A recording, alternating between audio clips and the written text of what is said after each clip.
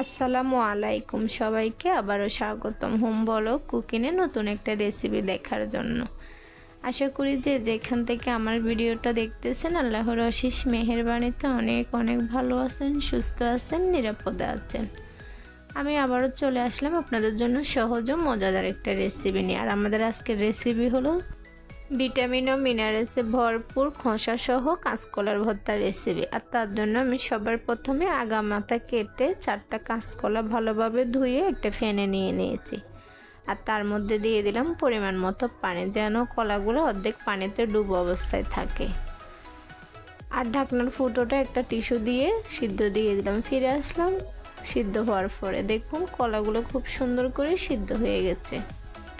কলাগুলো ভালোভাবে সিদ্ধ হয়েছে কিনা দেখলাম, গরমের জন্য ধরা যাচ্ছে না। কলাগুলো একটা প্লেটে তুলে নিয়েছি আর দেখুন কলাগুলো একেবারে সুন্দরভাবে সিদ্ধ হয়ে গেছে। চুলে আরেকটা ফ্যান বসিয়ে দিয়েছি আর তার মধ্যে দিয়ে দিলাম আমি 4-5 কোষ রসুন আর দিয়ে দিলাম 4-5টা শুকনো মরিচ। রসুনটা আমি ছোলা সহকারে নিয়েছি আর শুকনো মরিচ আর রসুনটা ভালোভাবে কিছুক্ষণ টেলে নেব, যতক্ষণ না মরিচ ও রসুনটা ভালো করে টালা হয়। মরিচ আর রসুনগুলো আমি কিছুক্ষণ ভালোভাবে টেলে নিয়েছি। আর এখন দেখুন কলাগুলো আমি একদম ছোট ছোট পিস করে কেটে নিয়েছি আর তার মধ্যে শুকনো মরিচ আর রসুনগুলো দিয়ে ভালোভাবে ব্লেন্ডার করে নিয়েছি।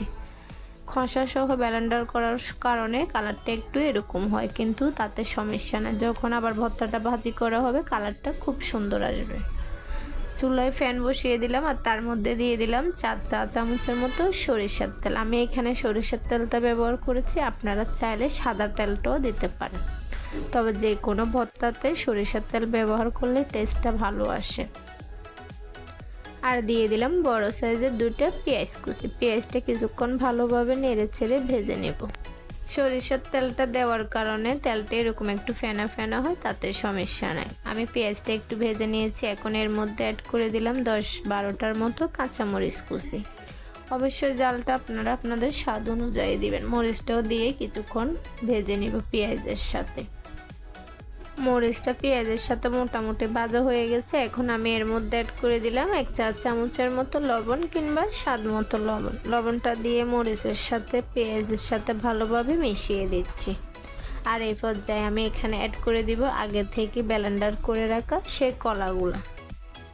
আপনারা যারা ভিডিও দেখতে দেখতে আমার সাথে ভিডিওর এই পর্যায়ে চলে আসছেন, এখনও একটা লাইক দেন না, লাইক দিতে ভুলে গেছেন, প্লিজ দয়া করে ছোট্ট একটা লাইক দিয়ে ফুল ভিডিওটা কন্টিনিউ করার অনুরোধ রইল। আশা করি ভিডিওটা আপনাদের ভালো লাগবে।